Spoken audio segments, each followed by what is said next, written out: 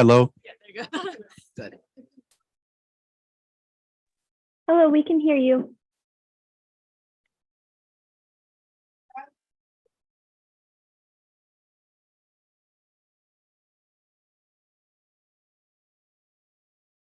Hello once again. Welcome to the University of Incarnate Word. For those of you that I haven't had the privilege to meet, my name is Arturo Chavez, and I'm the Associate Vice President for Mission and Ministry with an oversight of our diversity, equity, and inclusion programs. We're delighted that you're here, and we have a very special program for you this evening, and you're at the center of it.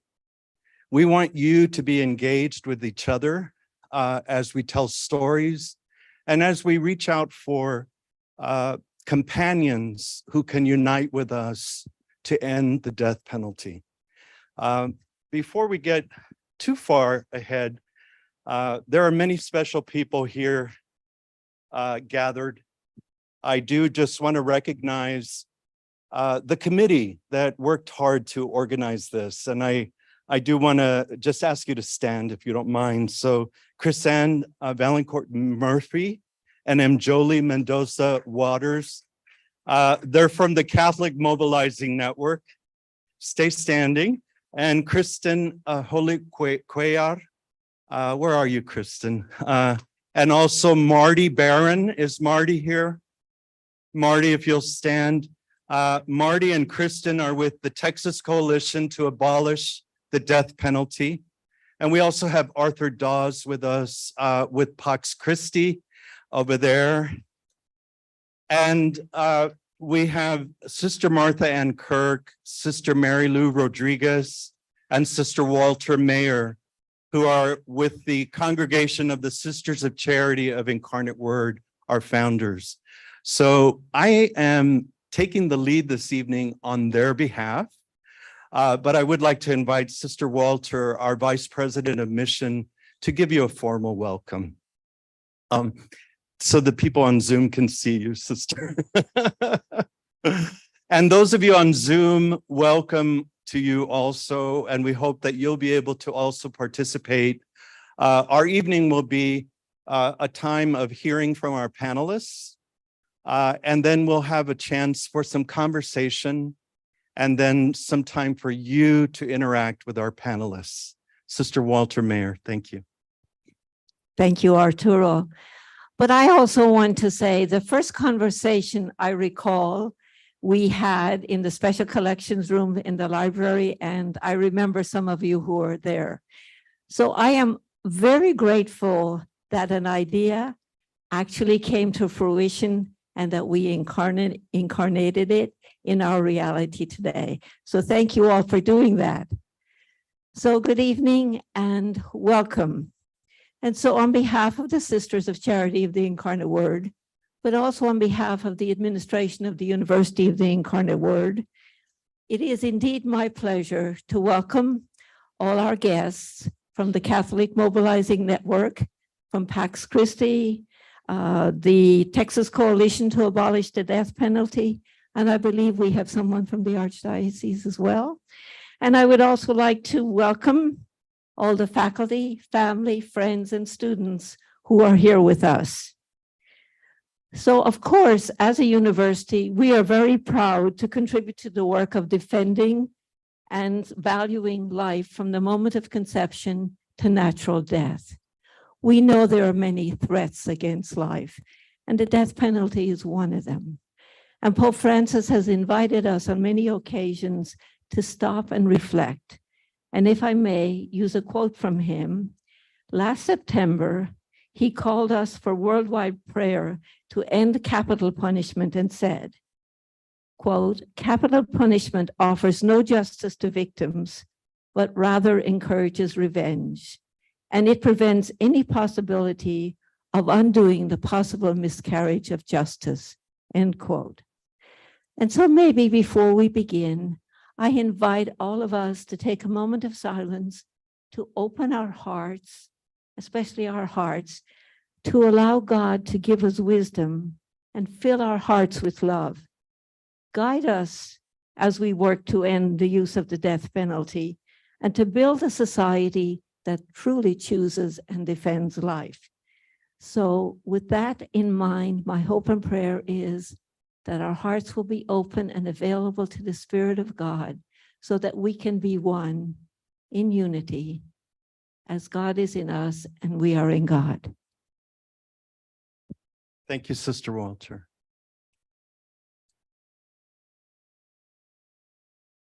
Also among us, we want to extend a warm welcome. We are really honored to have in our midst District Attorney Joe Gonzalez.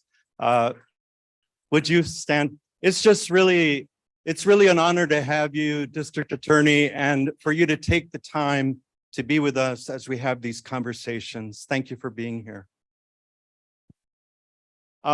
I would like to invite M. Jolie Mendoza Waters from the Catholic, oh my goodness, Mobilizing Network. And she's going to lead us in continuing our prayer. Thank you. Thank you for everyone for joining us this evening. Sister Helen Prejean is a well-known, if you have seen the movie Dead Man Walking, this movie is about Sister Helen Prejean, and she is an advocate to end the death penalty. So I thought we would begin our evening in prayer with her words. So if you could just bow your head and quiet your hearts and your minds. God of compassion, you let your rain fall on the just and the unjust. Expand and deepen our hearts so that we may love as you love, even those among us who have caused the greatest pain by taking life. For there is in our land a great cry for vengeance as we fill up death row and kill the killers in the name of justice, in the name of peace. Jesus, our brother, you suffered execution at the hands of the state, but you did not let hatred overcome you. Help us to reach out to victims of violence so that our enduring love may help them heal. This evening, there is a scheduled execution of Jedediah Murphy in the state of Texas. And so I want us to give pause to think about Jedediah and his family, those who love him, for the families that have been impacted by his actions, and for all communities. And if we could just bow our heads and offer up Jedediah in this moment.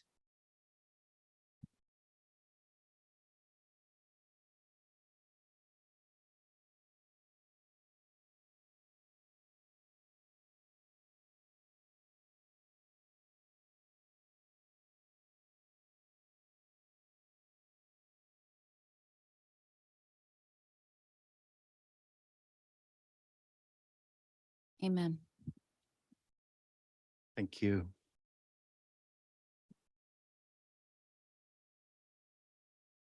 I would like to at this time invite our panelists to join us on stage as I introduce them to you.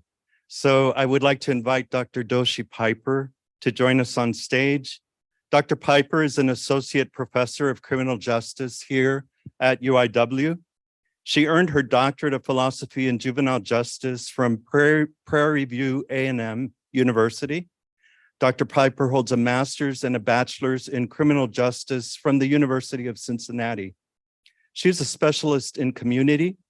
Dr. Piper is particularly interested in the intersection of reintegration and the faith community's capacity to deal with re-entry needs.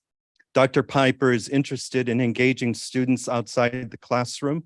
Her courses typically include service learning components to expose students to the realities of justice work. Welcome, Dr. Piper. We also, I would like to invite Monique Coleman to join us on the stage. Monique Coleman is a native of New Orleans who relocated to Texas following Hurricane Katrina. She is the sister of Ryan Matthews, the 115th person in the United States to be exonerated from death row. Monique helped facilitate her brother's reintegration in Texas as he faced extreme hardship, harassment, and discrimination. Monique is an amazing woman who holds a bachelor's degree in criminal justice from Texas Women's University and a master's in social work from the University of Texas at Arlington. Currently, she is pursuing a PhD in family studies at Texas Women's University, focusing on the resilience of the family unit during wrongful incarceration and the reintegration process. Monique joined the board of the Texas Coalition to abolish the death penalty in 2021. And I have to say that her mother and her daughter are with us this evening as well. So welcome, Monique and your family. And now I invite Mitesh Patel. And I was telling Mr. Patel that I'm not used to looking up at anyone, and he's just a wonderful man who has agreed to be with us today. He's from San Antonio. His beautiful wife is with him. He has 3 sons. Mitesh holds a BA from the University of Texas and an MHA from the University of Houston, Clear Lake. Mitesh is currently involved in real estate development and is an owner of the city's first Spanish immersion Montessori preschool, MKU Chavano. He also has other investments in the medical supply and food service industry. Mitesh has spent the last few years spreading awareness about how the justice system works in Texas and promoting areas of change. He began these efforts in 2018 while trying to advocate for clemency for his father's murderer. And so he's going to tell us some about his story, his family story, and so is Monique. And Dr. Piper will offer us kind of a systemic analysis of the death penalty and the criminal justice system. Before we get started, on your tables are some touchstones for this evening's conversation. And my friends there will put up the slide. And what we'd like to do is invite you into a time of deep listening. Our university is named after the Incarnate Word, and we believe that the words that we speak become incarnate when we feel valued, when we feel respected at a deep level, when we can share truthfully from our own experience, when we agree to disagree. We're not here this evening to debate or to try to convince, but rather to tell stories of how the justice system has been unjust and has cost lives and has caused suffering, and how we, as agents of change, can work to change that, to work for a better future for our children and a better today for all of us. So we ask you to follow those touchstones in our conversations. And without further ado, we're going to get started. So I'm going to sit down now. And I would like to actually begin with you, Monique. And we have a short video that we'd like to show to just kind of set up our story of you and your family. Can we have that next? Okay, so there's the touchstones. Let's watch this little video. It's about 2 minutes long.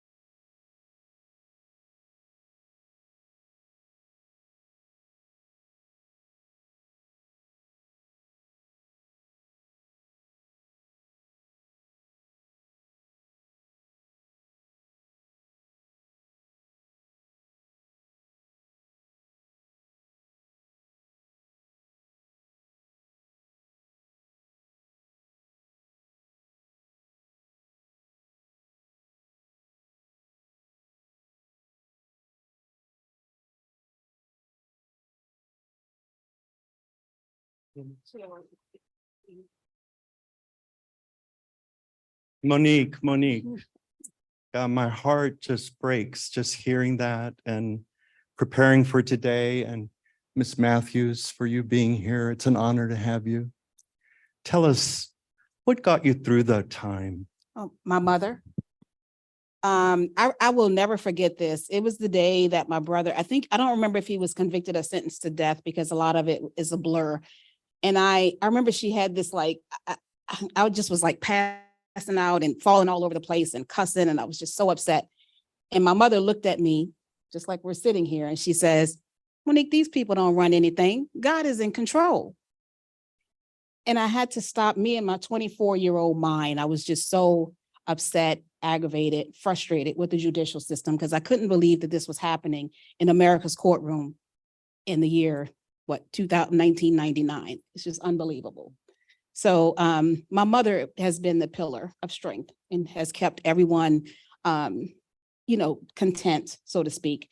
Like she said, when Ryan was on death row, my goal is to just make sure that Ryan is comfortable so that we can get through this. And it took several years. Yes. So the he was in jail. Well, he was in jail waiting trial for 2 years. And then it took 5 years for him to be released. So he did a total of 7. And it was having to do with DNA evidence that was. So the person that actually murdered Mr. Van Hoos, his DNA was on the ski mask. His name is Rondell Love. And Rondell Love is free today. He has not been brought to justice or anything. And in fact, he killed a young lady by the name of Chandra Connolly 6 months after he killed Mr. Van Hoos. So if they would have found the right person, the right time, Chandra Connolly would be alive today. So, yeah. Thank you. And we're going to come back to your story. We'd also like to set up your story as well, Mitesh. We have a short video that just gives a little overview of what you've been through and you and your family.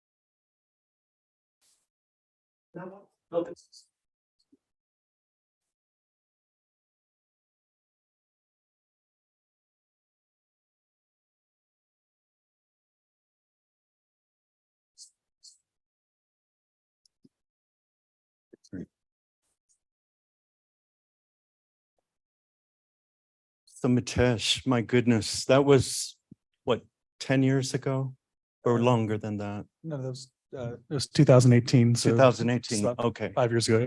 Okay. Yeah. So You've been on this journey.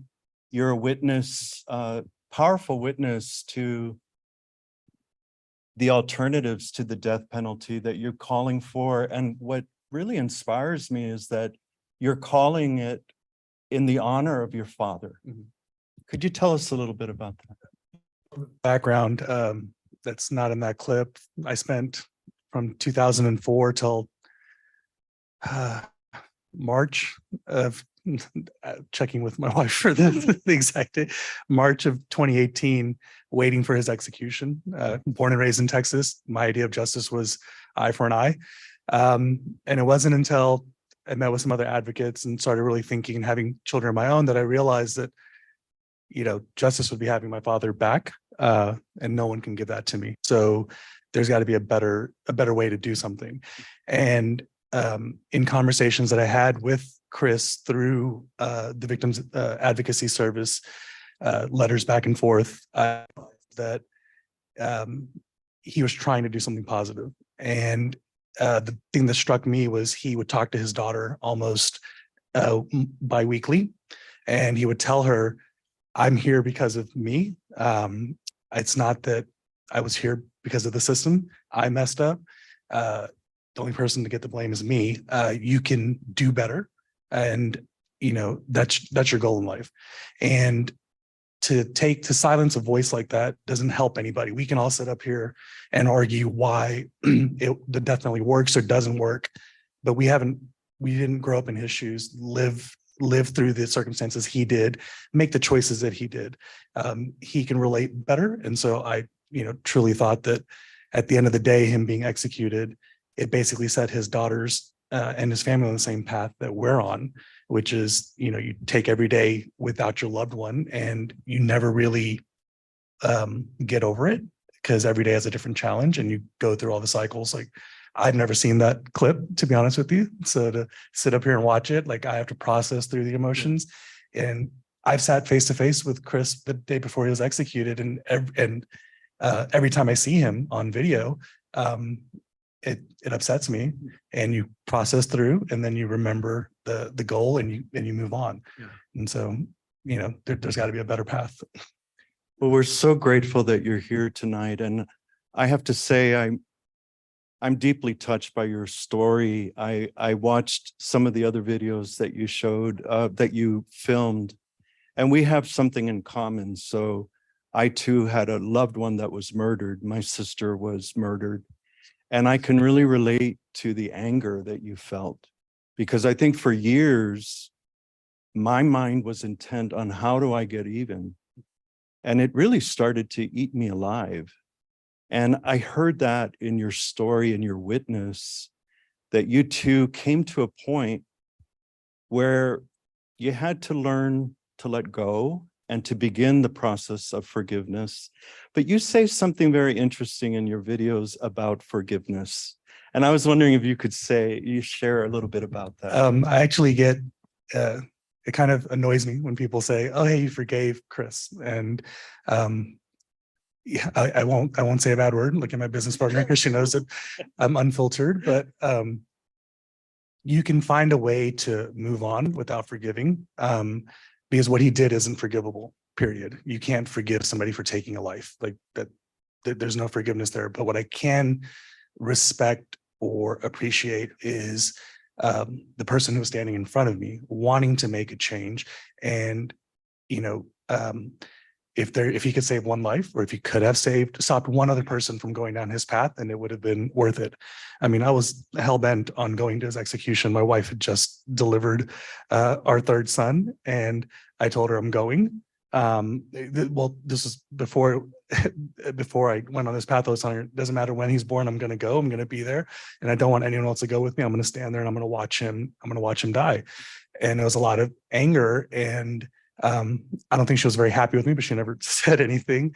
But at the end of the day, I did realize that you can move on, and you can find something to appreciate in that person.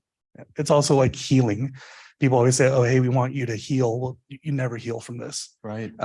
You know, you're going to have ups and downs in life, and you're going to go through those emotions. Like, I'm sure you have life moments and you're like, oh, I wish I could tell my sister. Right. And you can't do it. So you just learn to process those emotions a lot faster and continue moving forward. Yeah. And I've also learned that, like when you were saying, when you see that image, it comes back. And so it's kind of like this process of healing is like many layers of an onion. And there's a lot of crying when you're cutting an onion. And so, yeah, thank you for sharing that. Monique, I'm sure you've learned a lot about forgiveness and moving forward instead of being stuck. You might want to have my mother up here, 'cause I'm still angry with those Yeah. DAs. I think the best thing about all of this is that we're winning now. So I'm no longer stuck in that place, but I can tell you for a long time, I was angry with the state of Louisiana. I was angry with the DAs. I was just angry.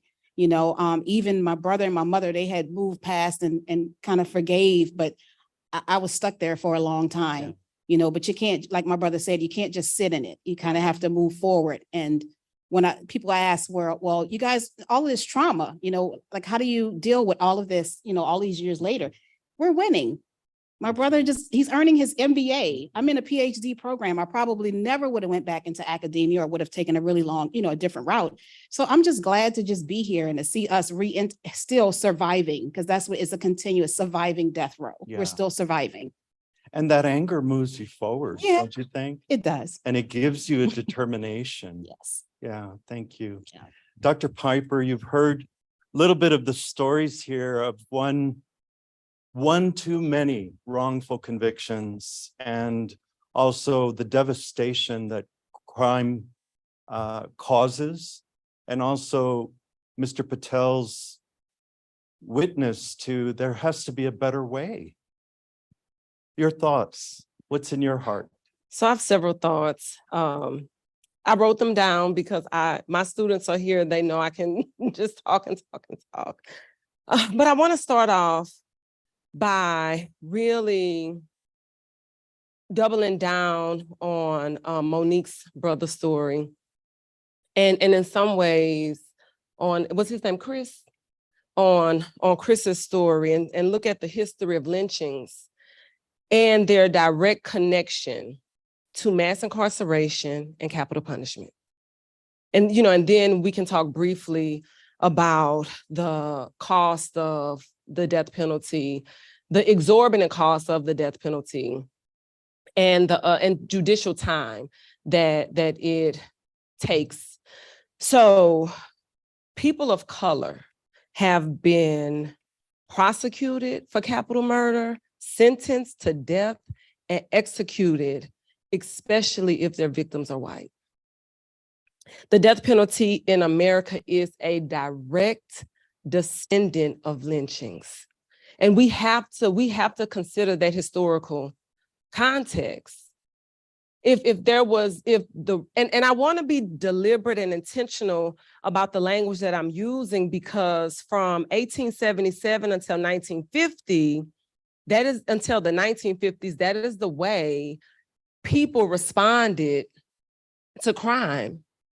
That's the way they lynched folks. And life, and it was racial terror. And it's not justifying what, like Mitesh said, it's not justifying or taking away from the actual harm the individual caused, but is that the right response? You know, and I'm not going to preach tonight because I'm not up here for Just that. a little bit, just a little. But I know that Pax Christi is here, and Catholic Mobilizing Network is here, and and the Texas Coalition to Abolish the Death Penalty are here, and they can talk about the ways in which the death penalty violates humanity, violates dignity. But what I really want to talk about is the numbers. And the numbers reveal, so the Equal Justice Initiative did extensive research on lynchings in the South, and they uncovered that 4,075 lynchings had been committed from 1877 until 1950. And this was 800 more lynchings than which was previously documented. And additionally, I think it's important that we know from, and I have my stats here, and if you want to check me on my stats, you can check me. Lynchings declined. So in 1915, court order executions outpaced lynchings for the first time. There was a transition, a shift. Lynching declined as capital punishment and mass incarceration expanded. Like at the end of slavery, the ideology of white supremacy continued to go unchallenged. And adapted as lynchings became less tolerated to mainstream society. And it really was about the way America appeared on the world stage. If we as a society continue to endorse these types of executions. And so after lynchings, there was the electric chair. And after the electric chair, there's lethal injection. It's the same thing. If you look at, if we look at who's on death row, compared to who's in society, 2/3, 75% of executed people in the 1930s were Black. This trend continues. In 1972, let me share this. Blacks who lived in the South, population decreased by 22% in 1950, but they still remain 75% of executions. Even though they were moving, they were relocating.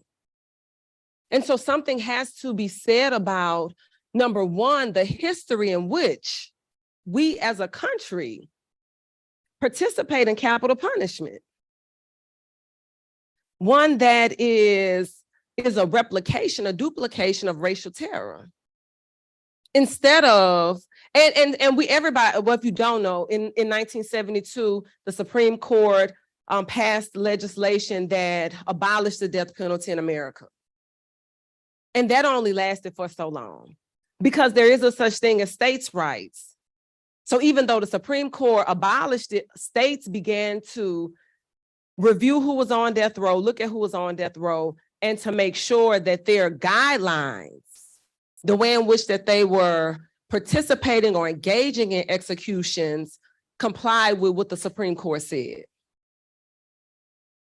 And there's a ton of data that revealed that about 30%, and particularly in Missouri, about 30% of the people who were on, Indiana, who were on death row were innocent.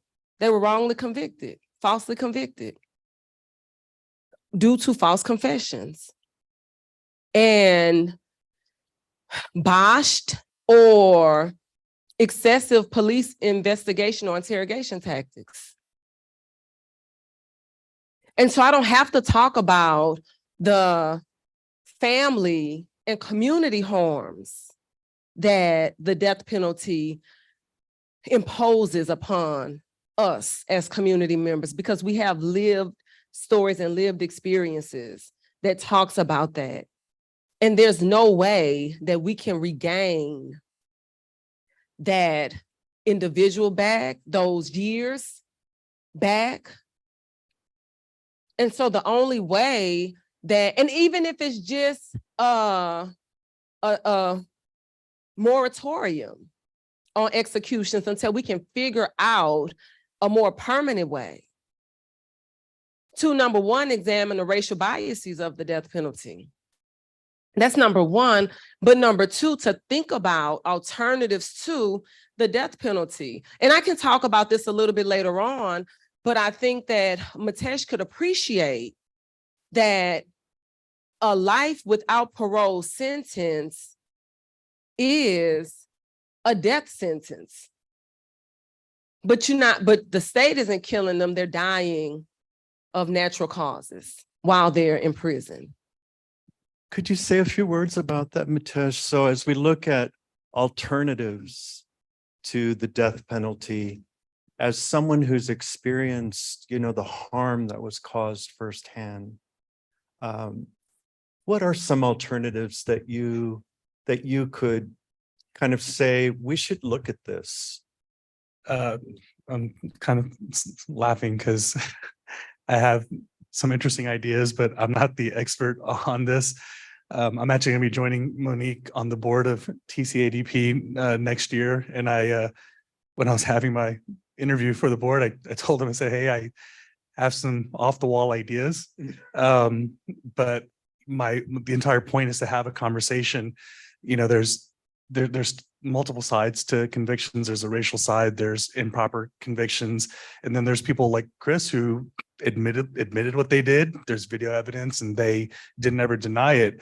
And when I look at my family struggles, my father was the sole breadwinner in the family. So when he was killed, the family business shut down. My mom was in her mid 40s. I was in my first year of grad school, and I remember asking Judge Angelini in his quarters, I said, hey, who's going to help me pay for my tuition? Because my mom and dad paid for it. And now the store's closed. And he said, you got to call victim services. And they said, hey, we can't help you. And basically it was, hey, you've got this money. You're going to spend it all. And then when you need help, the state's going to pick you up and help you. And I look at Chris's situation. He's on death row and he's getting visits from professors from Dartmouth. He's learning art. He's painting. He's taking courses that most people can't afford. His kids have healthcare paid for. And I'm trying to scramble and say, okay, my mom's in her 40s. Health insurance costs $900 a month. I'm in grad school. How do I pay for this? And so one of my off the wall ideas is put them to work, pay back money to cover the roof over your head, take a portion of the money, put it into a Medicaid fund to pay for your kids' insurance, take the other portion of the money you're making and put it into a victims fund to pay for the people you've wronged. No one's asking to get rich off of their backs, but pay back actual debt to society and work. I think there was a case in Colorado a few years ago where prisoners were working a ranch, and the FFA, Future Farmers of America, they sued in Colorado and said, hey, these convicted felons are getting better money for their cattle because they're tending to them all day, and the students can't because they're going to school. So the state put a stop to that. And I was thinking, well, there's really nothing wrong with that. Like, make them work, provide to society. They're not banking the money in their personal accounts. It's going back to the state. So, that's one of my crazy ideas. Yeah, Dr. Chavez, Yeah, can I follow up please. to that? And so I just want to say a couple of things. The first thing is you are an expert in this area. You have experiences that I don't have. And I tell my students, all I do is criminal justice. I eat, sleep, and breathe. I'm serious. I tell them I'm a one-trick pony. I just do criminal justice. I don't have anything else, y'all. Nothing else. So that's number one. Number two, that's not an off-the-wall idea. So when Graham v. Florida was passed in the early 2000s, I guess 2005, this was the case that said presidents that did not allow juveniles to be sentenced to death without committing murder or sexual assault. So a lot of inmates who were in Texas on death row who were convicted as juveniles, sentences were being overturned. One of them, and they were transferred to life without parole sentences. And so some of the feedback was, that's slavery.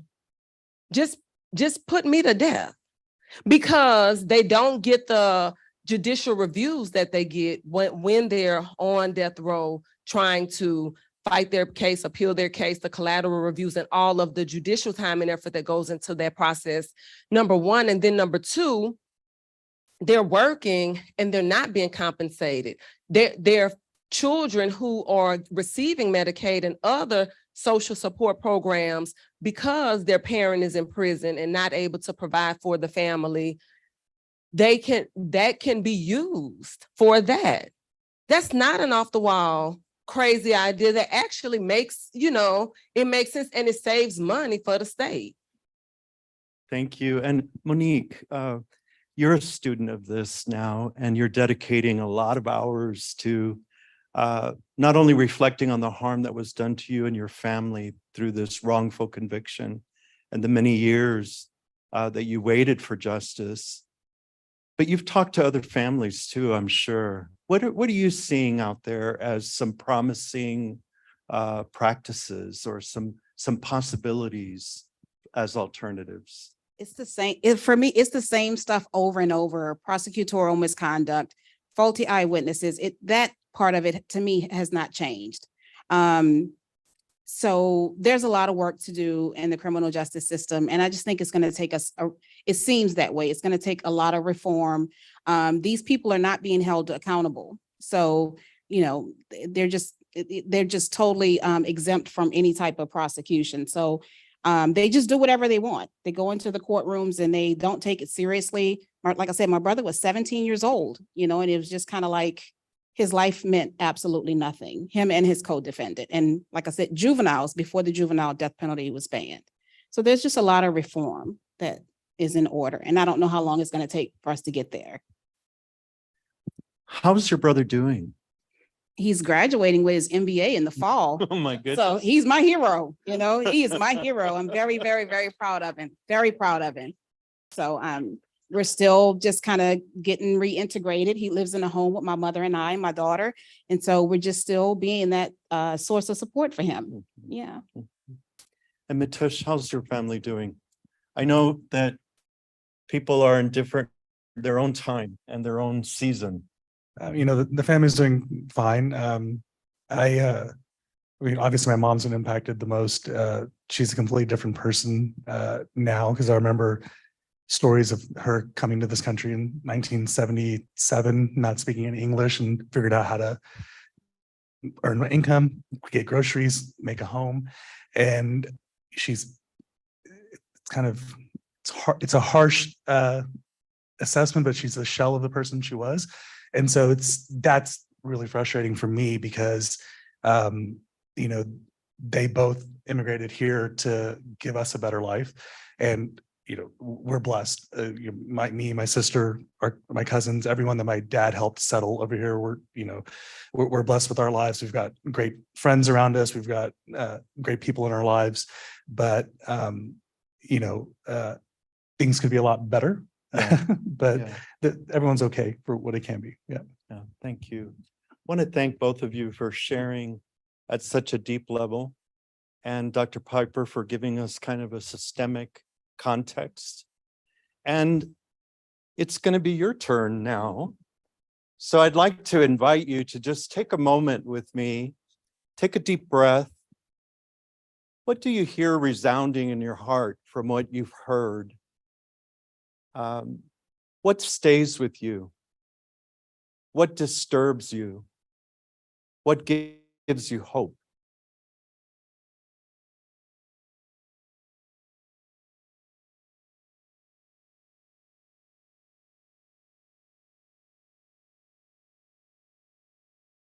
And before we open it up for your interaction with our wonderful panelists, we'd like for you to stand and to find a partner and just spend a few minutes sharing what stays in your heart. Okay, so stand up, find a partner, and just spend a few minutes talking to each other about what is in your heart right now.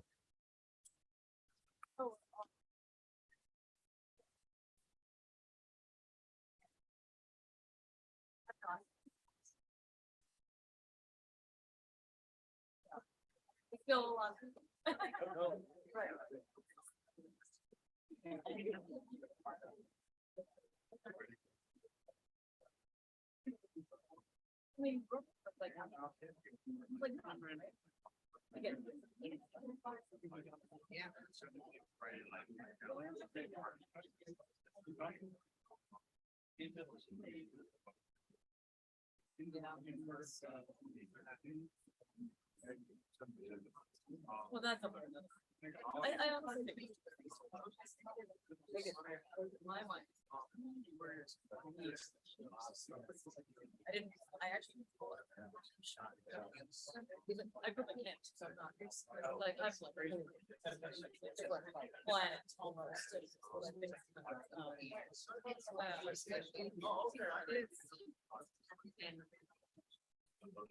I don't know why I still do it, but I never, but you know what I mean?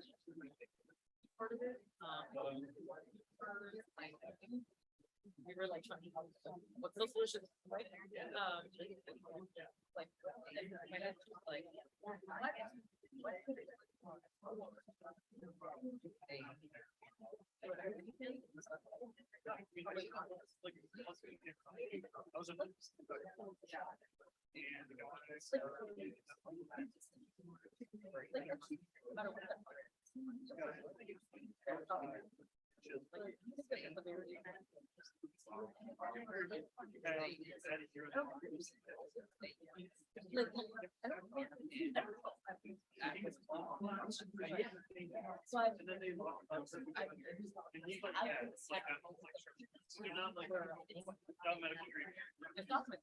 But when they bring him to the ER, so they bring him into the ER. They bring him to the ER. He's like, I think that and we're like, okay, I've got to get flight into the Kentucky. Yeah.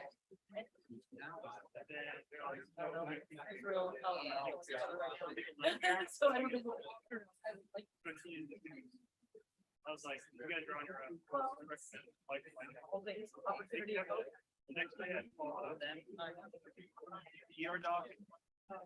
Like you need a full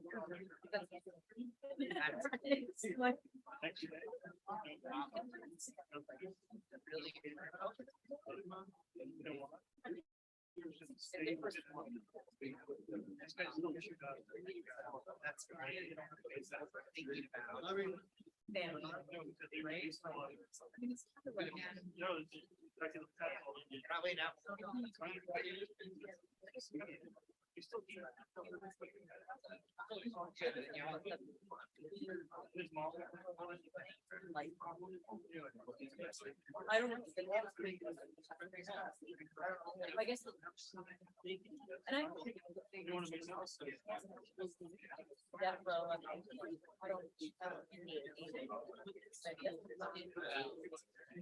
I thought it would go there. Right. I'm not sure. You know.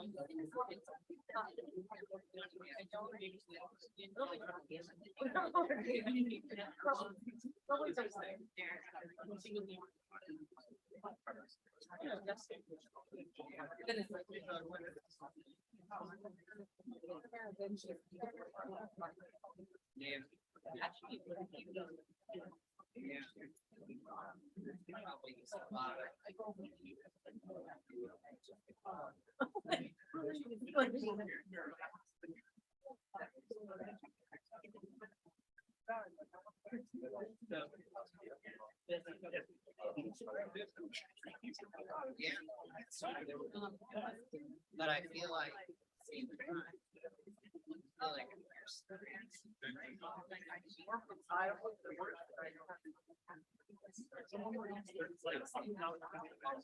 yeah.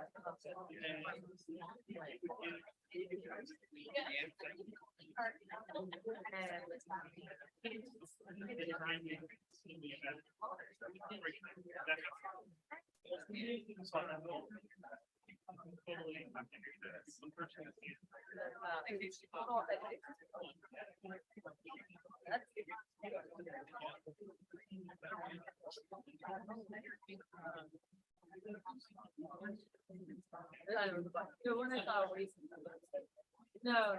So, with that, she talked about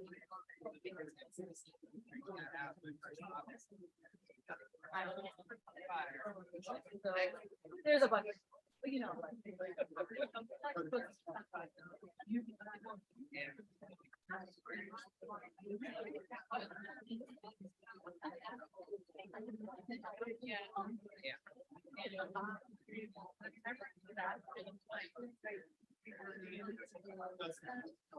And I think the way you want to. Yeah.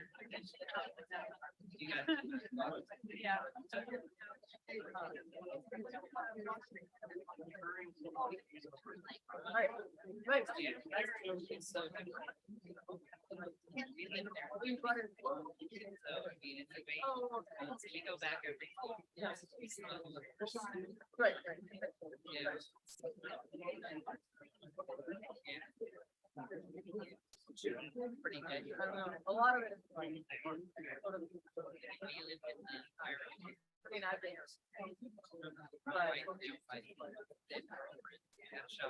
I get that.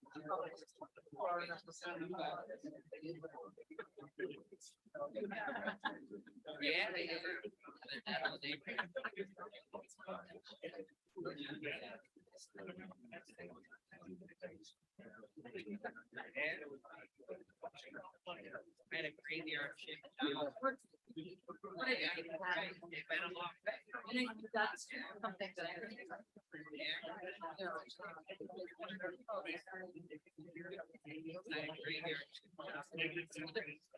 But.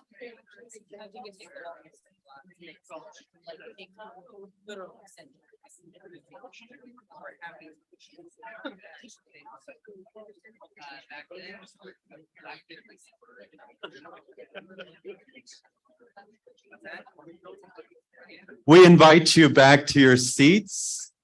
Thank you very much for engaging in some conversation.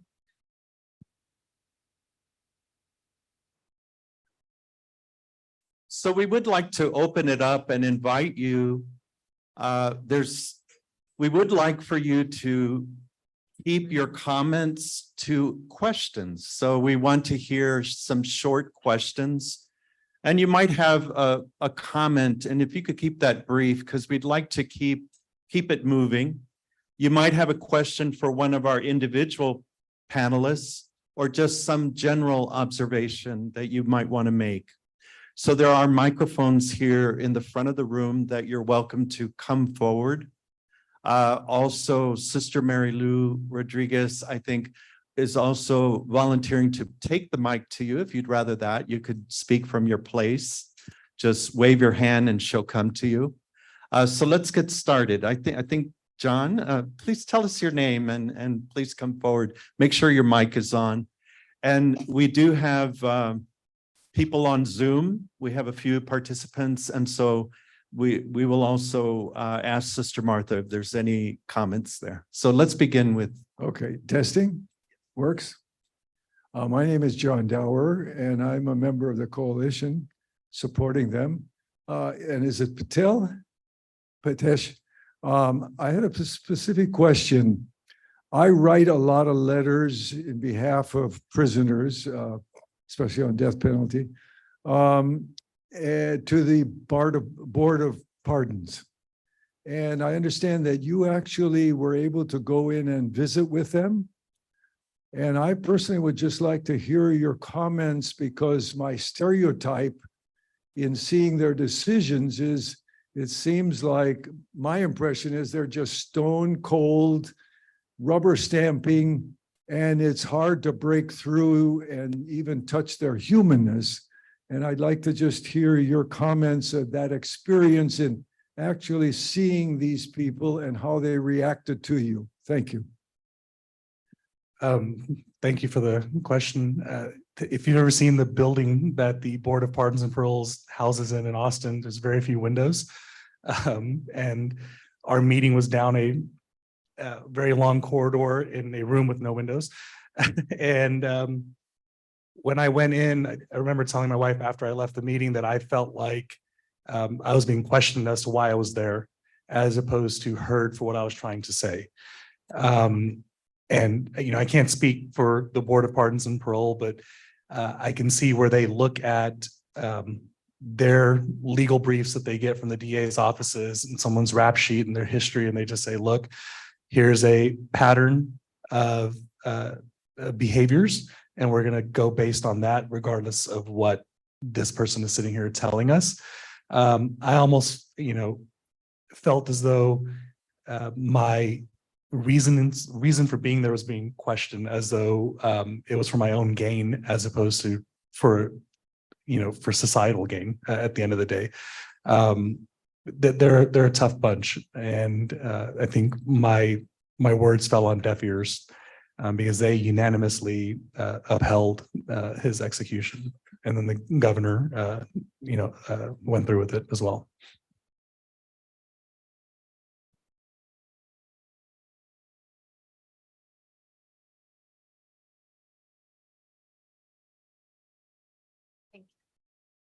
Hello, my name is Mariana Gonzalez. I'm a student here at UIW with a double major in psychology and criminal justice. So my question also is for Mr. Patel. You mentioned your off the wall ideas of what you had to alternates of capital punishment. And I believe we only heard one of those ideas, but I'm just interested in your other ideas, if they're really off the wall, maybe like 2 or 3, if you don't mind. Thank you. Well, that's my best one, I guess. And I was at a football game a few weeks ago. My best friend, when he heard about my board interview, he turned to me after we scored and he said, "Hey, so what about capital murderers? Like, would you just let them off the hook?" And I said, "No, you're not letting them off the hook." He goes, "Okay, well, what if they refuse to work?" So this is where the idea goes kind of south. Okay. At that point, then you've got to, force someone to work. So it's, go sit in solitary, not necessarily a hot box like they had back in the 30s and 40s. But you've got to compel that person that the additional punishment of not agreeing to work is not worth it. And again, there's a lot of issues with that. I mean, it's a double-edged sword. You've got to find a humane way to punish people. And so, my biggest tangent would be, instead of having like punitive justice, let's look at being proactive with things that are happening. I was telling the panel when y'all were up and talking that, Chris grew up a few blocks away from where I did. He shopped at my dad's store. And, why did he end up where he did? And why did I end up where I am? And at the end of the day, it's my parents. Because the alternative was I could be like everyone else in the neighborhood, or I could get out and be successful. And if society can offer that type of support to people who are dealing with issues, then you wouldn't need to think of alternative justice ideas or alternative means for alternatives to capital punishment. And if you would just spend a fraction of the money that you spend on incarcerating somebody in properly helping society, then it could work. So be proactive. Yeah, I really love that idea of the prevention part of it. How much are we investing in prevention? So thank you for that. Yes. Dr. Dr. Lisa Brown, professor here at the University of Incarnate Word. First, I had a question for you, sister. What did they do to compensate your brother for that wrongful conviction? Oh, boy. So my brother was actually compensated, I think, $150,000 by the state of Louisiana for those 7 years of his life. And I want to say it was taxed also. Okay. At the state level, yes. Yeah. Right. So he was offered a package to go to school for free, but of course he can't go to school in the state of Louisiana because he's constantly being harassed by police. So he has an exorbitant amount of student loans because he couldn't live there to take advantage of that. But that was the compensation package. Yeah. And see, and I guess the second part is just a comment. That brings me to my scholarship of reparations, because it speaks to what you talked about too, Brother Patel. When you talk about reparations, you're looking at positioning people not to have to rob stores, right? You're looking at people having resources that they don't engage in behaviors that can lead to them doing those kind of things. So I think about that too in both of y'all cases. In your case, having the legal means to represent yourself in court and getting that kind of money and compensation is deserved rightfully. And in the case of your father, but you know, God rest his soul, is the idea, what could that young man have been doing otherwise if he'd had the money from his parents to position him to do things that would be more productive in society? So I always kind of tie it back to my scholarship. Yes. Thank you, Yeah. Dr. Brown. Dr. Piper, that racial wealth gap is just shameful in our country and contributes to so much of this desperation. Absolutely. And when you think about poverty, and so Mitesh, you brought it up with, you know, Chris grew up a few blocks from you, shopped at the store, but still engaged in, you know, murder, homicide. And Lisa, you brought it up with asking how was Monique's family compensated, and it really is about, and everybody, well, you may not know, but poverty is a root cause of crime. And if you look at poverty, if you look at, and I have in my race and criminal justice history class, we do a data walk. And we start with looking at who's in prison and the racial disparities or disproportionate minority confinement. That's what it's called. Racial disparities is really disproportionate minority confinement. And so we start with that. We look at the percentage that individuals make up in the population, and then what do they look like in prisons? And then we look at income. That's the next part or point in this data walk. And then we look at healthcare or access to healthcare. And what are individuals, who's dying and what they're dying from. And then we look at who's enrolled in early childhood programs. And then we look at suspension and expulsions from early childhood programs. And in all of those categories, Black and brown individuals are dominating. Minorities, they are overwhelmingly represented in all of those data points. And I'll say this, and I'm glad you brought up prevention, and then I may have a comment for the alternative, the crazy idea, and not forcing people, but some other tactics that we could potentially think about.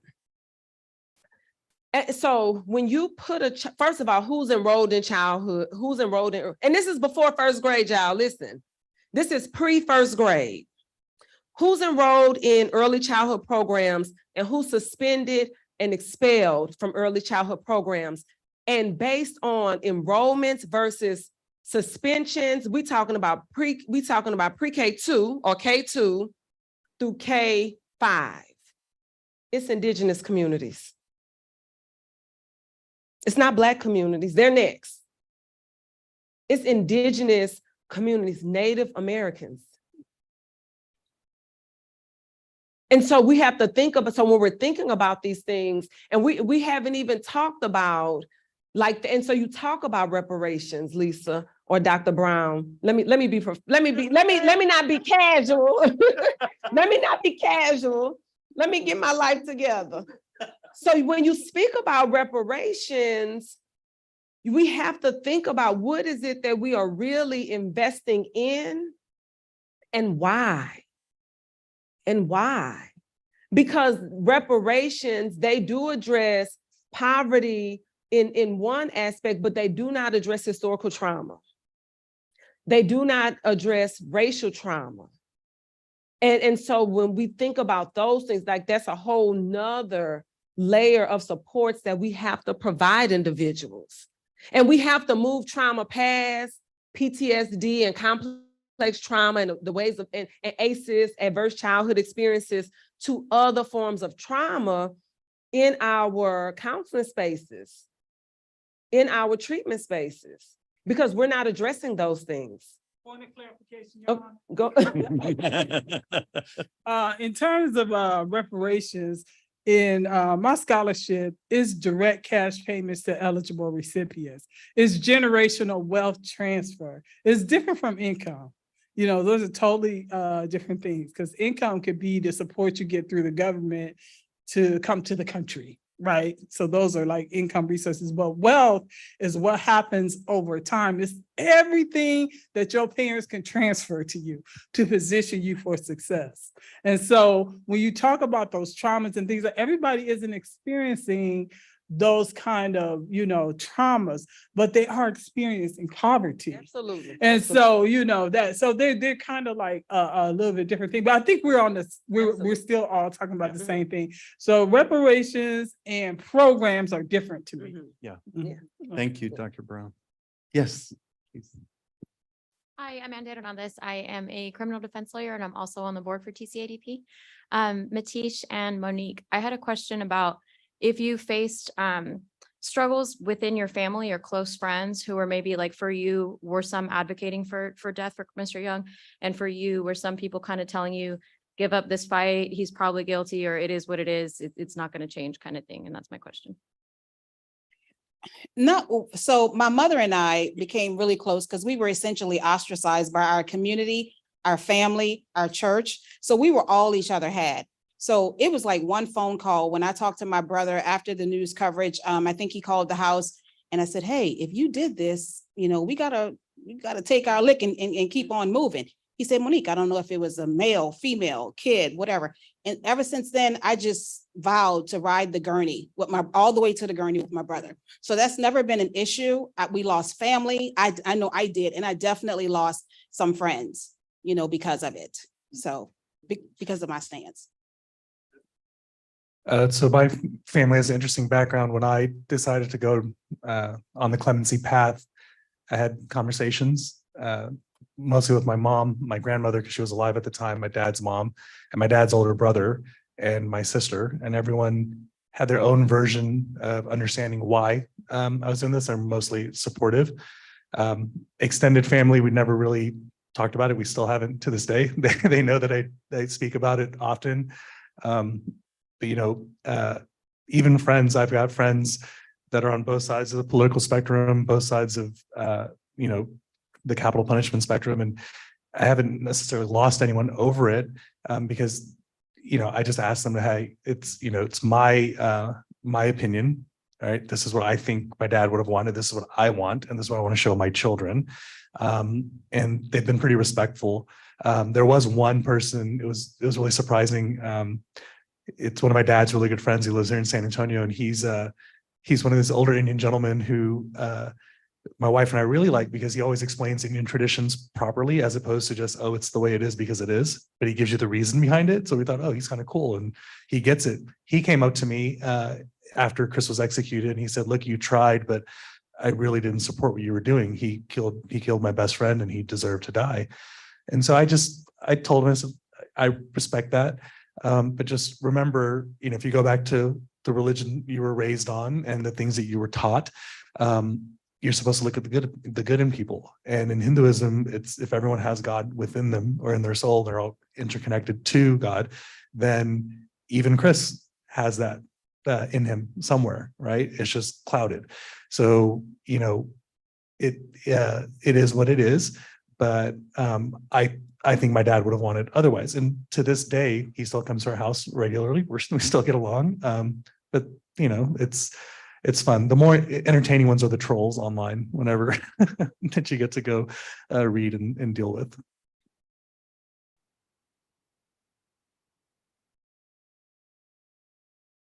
I see some of my students out there. Do we have any questions or comments on the Zoom call, Sister Martha? Okay. Okay. Yes, please. So for Your name?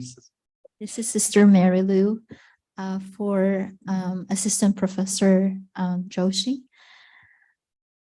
So apart from advocacy, so I've been writing politicians or legislators and trying to be active from time to time, what's going on with the death row cases, writing, calling, emailing. What is the most effective way so that we can really end this death penalty and put it as part of like a history? Yeah. So I'll start and then I will allow the rest of the panel to respond. I think, most importantly, you can join an advocacy, a policy organization. You can join an organization that does policy work. So you are actually involved in connecting with individuals on the inside on death row, and you can tell their stories and you can make them more than a number. And I think that, we need the letter writing and we need that support, but we need people to show up in Austin during legislative session in numbers so they can see, they can visualize individuals who do not support this system. And I think that for me, that's probably the most tangible way that you can be involved. So move your advocacy to organizing. Monique, you want to add to that? Sure, piggybacking off of Dr. Piper here. So when my brother was released, well, first of all, he was convicted when the juvenile death penalty, before it was banned. Through advocacy organizations and just overall activism, the juvenile death penalty was banned a year after he was exonerated. So advocacy works. If I could share anything, it's advocacy works. And that's how those agendas work. We start out with this, and then we're going to maybe one day the adult, for death, it'll be banned completely. So advocacy works. Like she said, join one of those advocacy groups. That's how we started working with grassroots organizations and campaigning.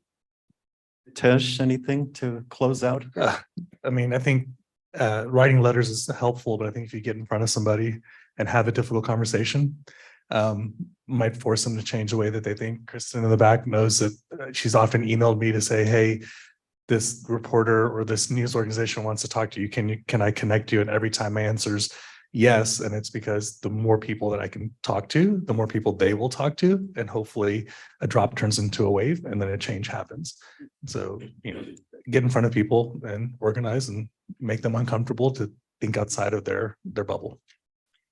Well, on behalf of all of us here, I just thank you from the bottom of our hearts for sharing your stories, for sharing your wisdom.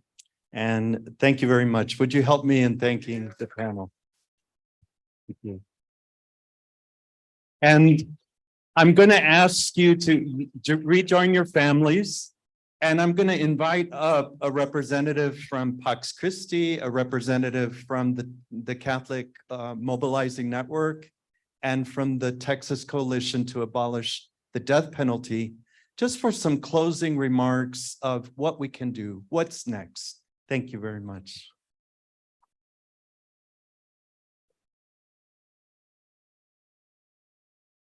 What's next? So just come on up here. And come sit in these chairs so the people on Zoom can see you. And just say a few words as we close out the evening about your organization and what we can do. And remind everyone of your names.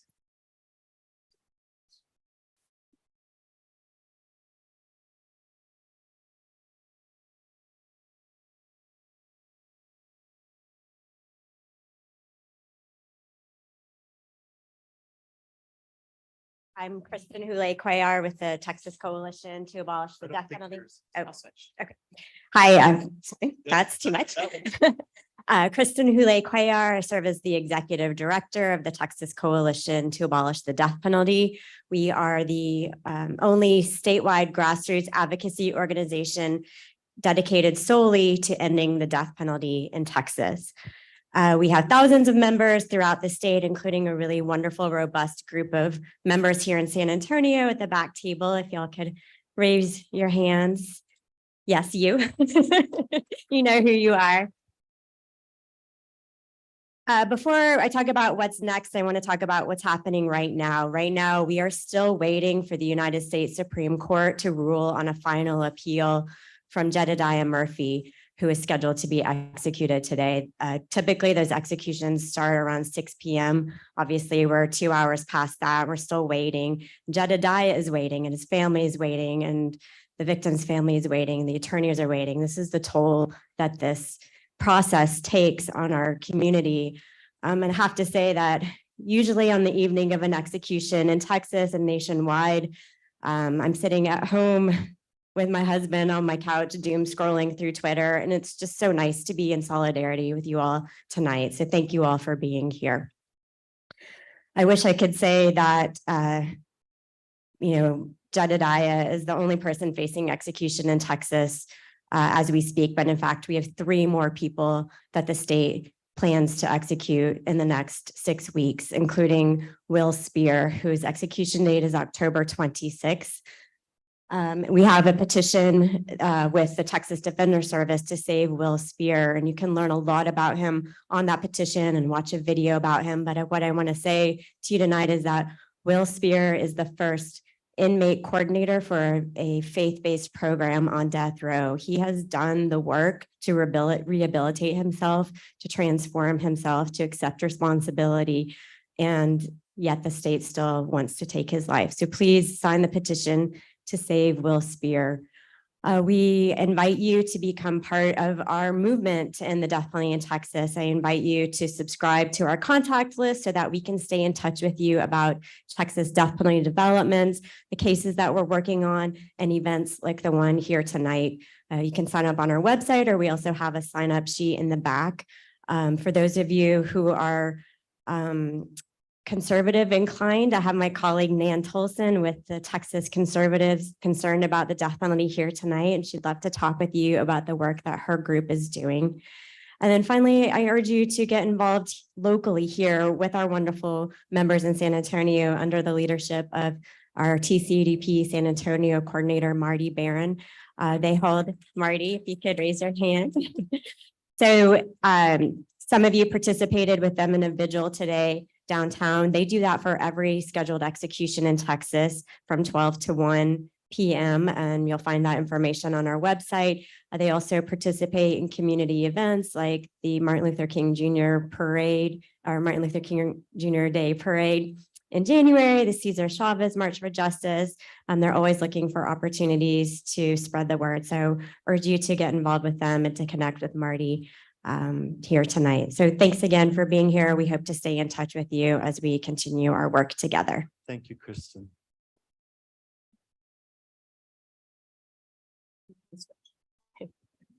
Hello, I'm Arthur Dawes from Pax Christi, and I'd like to share a little bit of information about Pax Christi. It's an international peace organization founded 50 years ago when Germans and French were saying after World War II that this killing has got to stop. Pax Christi has a national and a state organization and is a voice of Catholic social justice. And by the way, you don't have to be a Catholic to be a member. We welcome everyone. Pax Christi opposes the death penalty, and in Texas, we send notices every time there's an execution with a picture of the person to contact the Board of Pardon and Paroles and the governor. 4 times a year, we have public forums on social justice. We have Zoom forums, and everyone is welcome to voice their concerns. In November the 16th, we will have Sister Norma Pimentel from Catholic Charities in Brownsville, who will address immigration and social justice. Here in San Antonio, we participate with Sister Mary Lou and Laudato Si, the program of the Pope on the environment. And we have eco study tours that we're organizing to visit various sites in the city in concern for our environment. On March 12th, 2024, we will join with the University of Incarnate Word and welcome Father John Deere, an advocate for nonviolence. We ask you to join us, and there's a sign-up list at the end. Thank you. Thank you.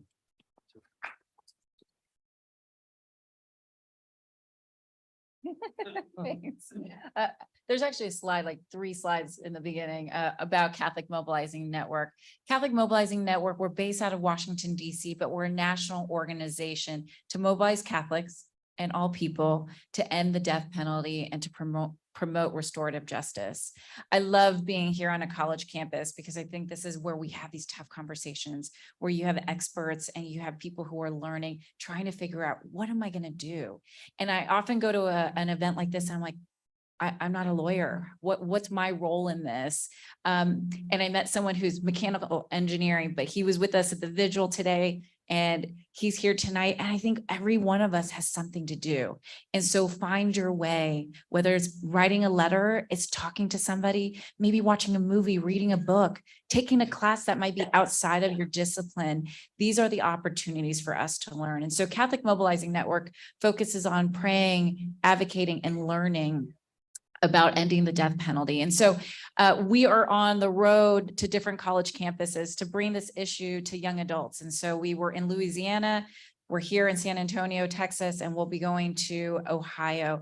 And so we're trying to engage young people here. And so QR code, take the pledge. And so on there, and this is for everybody, we have Mercy in Action. So the opportunity to get updates on upcoming executions, what's happening in different states across the country. What can you do? You don't have to be from the state of Texas to write Governor Abbott or write the governor of Louisiana. Let them know that this is important to you. We have a First Friday vigil. So sometimes we feel like I can't do anything, but maybe you can pray, and all people of all different traditions and what faiths are welcome. So we pray every first Friday of the month for all those who are going to be or scheduled for execution this month. And so we ask you to find one way. I hope that you'll find one way tonight to learn, to advocate, or to pray in your own way so that we can end this death penalty.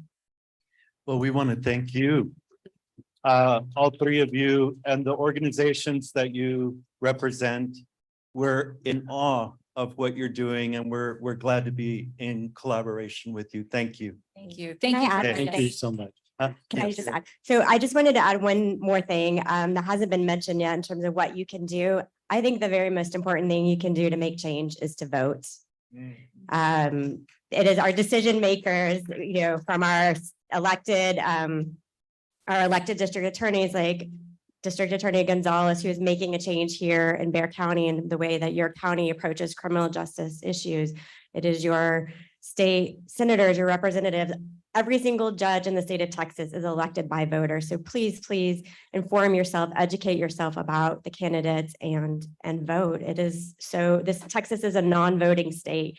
Millions and millions of people who could vote in our state don't. And I hope that you really take that seriously and see the impact that to me, I think, is one of the most important things you could do. Thank you. That's a great way to end. Thank you. Thank you. To close us out this evening, I invite Sister Martha Ann Kirk to join us. And you can go back to you. Yeah, thank you so much.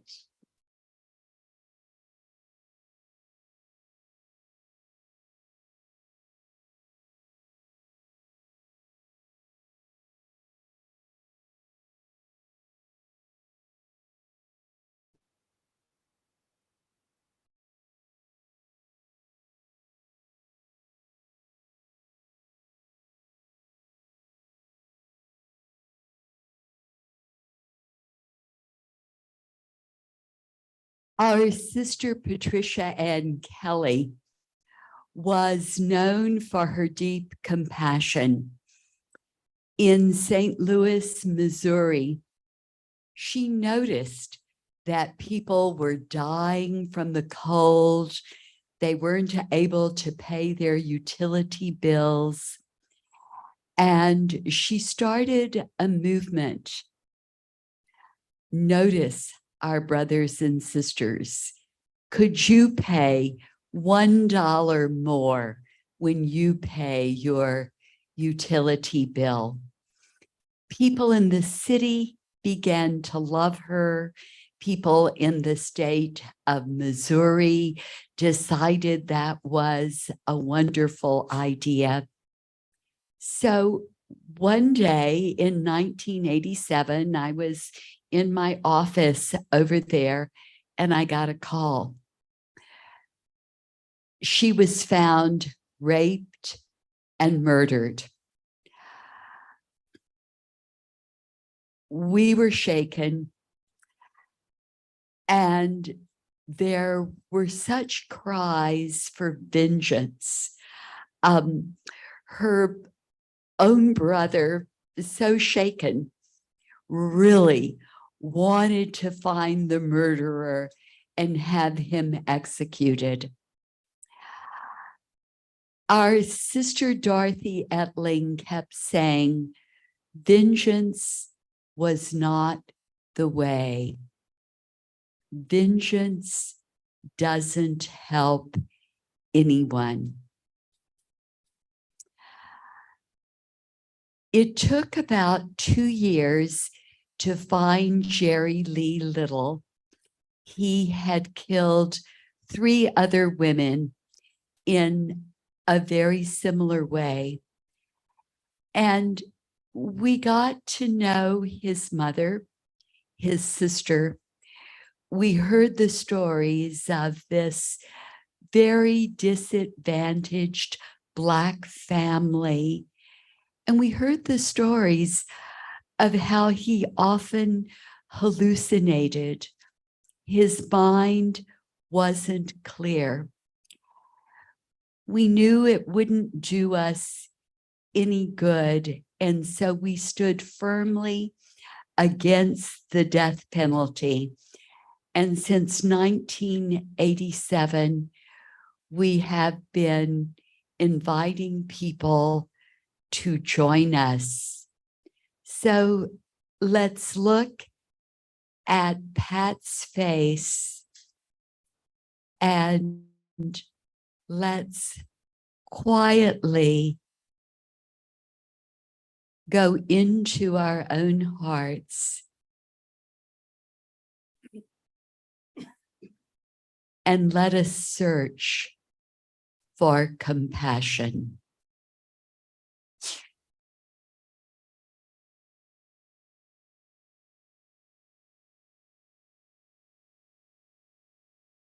Amen. Amen. Thank you, Sister Martha Ann. Thank you, Sister Walter, Sister Christy, Sister Mary Lou, and I think Sister Carmen might be here, for your commitment and for your support of today's event. And mostly thank you for everyone. And I do want to just honor and thank Monique, you and your family, especially your mom, for being here. Miss Matthews, thank you for gracing us with your presence. And as you leave, we have some wonderful information at the tables. And I think we should have this next year as well in October. So let's see how we progress this year. Let's see what answers we can, what actions we can take. And let's come back together next year and share with one another what we've learned and what we're doing. Thank you for being with us. And I'd like to add that there are flyers on the table. Annually we have Peace Day, the last week of October, and many educational programs on a less violent world. So join us then. Okay, drive safe.